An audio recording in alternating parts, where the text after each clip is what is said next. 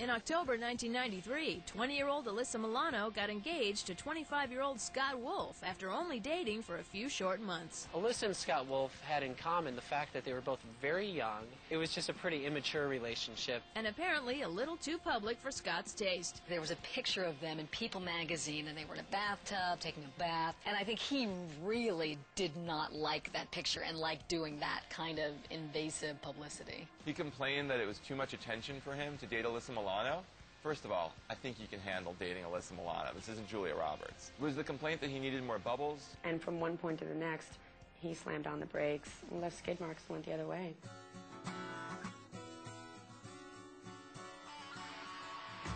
Alyssa survived her share of breakups, but this one with Scott Wolf was particularly difficult. When they split up, she was terribly disillusioned with men for a while. I think he backed out of it in a very unpleasant way, and she's really never gotten over thinking that this is the guy that got away. The breakup was a little hairy. We were engaged, and he decided very close to the date of the wedding that it didn't feel right to him. I realize now that it was the best thing that ever happened to me. Then it was really painful, though. In fact, Alyssa has said that she is disgusted whenever she would see Scott Wolf talking about the relationships, and it was never clear exactly what went wrong. Till this day, she has a tattoo on her ankle, and it's a crucifix, and it says SRW, which are his initials. She never took it off. She usually tells her friends it means single rad woman, but I mean, it's Scott's initials. I mean, she's always going to hold the torch for him.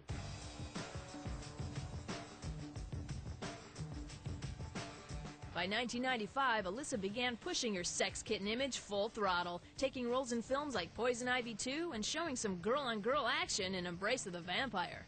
There was a lesbian scene. Apparently it was very graphic, and it shocked a lot of her fans. Alyssa tried to surprise us, but she knew it would be kind of titillating, exciting, get her a lot of publicity. People talked about what she did in them more than they did the movie. And that role led to some speculation. When Alyssa did that really hot lesbian scene in Embrace of the Vampire, for years people were convinced that she was a lesbian, so she's got to get points just for pulling off a really believable role as a lesbian. Time brought even more steamy roles and more romance. Jason London was kind of coming up the pipe as one of the young, cool actors.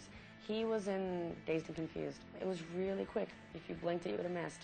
It was just one of her cutie guys she hung out with for a while. Then in 1997, a successful older man entered the picture.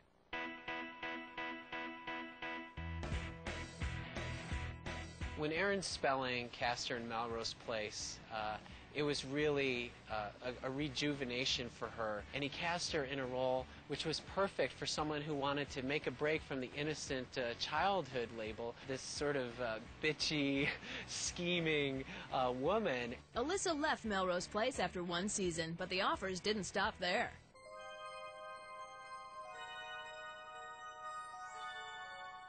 In 1998, Spelling switched gears and hired Alyssa for the role of the clairvoyant witch Phoebe in his new series, Charmed. But soon, Alyssa faced a problem that wasn't so charming. People with greater technological skill than myself will take someone's head and someone else's body and make them seem like one person. And more often than not, they'll take a naked body. All of a sudden, there were all these fake naked pictures of Alyssa on the internet. Alyssa Milano was one of the most downloaded and viewed women. That Alyssa really objected when nude pictures of her popped up. She sued and got a nice settlement. $230,000 to be exact. Alyssa was successful in the courtroom, but she needed a little help in the court's ship department.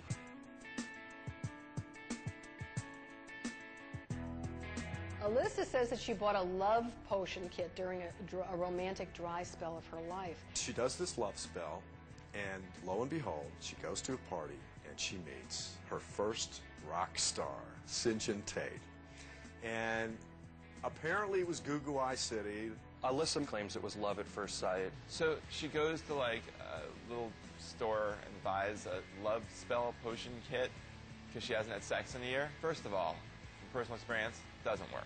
She really wanted to get married. They fell in love fast, got engaged fast. They got married. It was sort of instant. They got engaged in about 4 months and then were divorced about 9 months later. She's a person who jumps right in, gets engaged fast. She's kind of in and then out. Alyssa loved the life of a rock star. She loved it when she was backstage with her husband at performances, with the rock people in the clubs all night long. The thing that went wrong with the marriage is he was away all the time. Well, you don't marry a rock star and expect him to wake up every morning next to you. He's on the road, you know, what was she thinking? But that's the thing she wasn't thinking.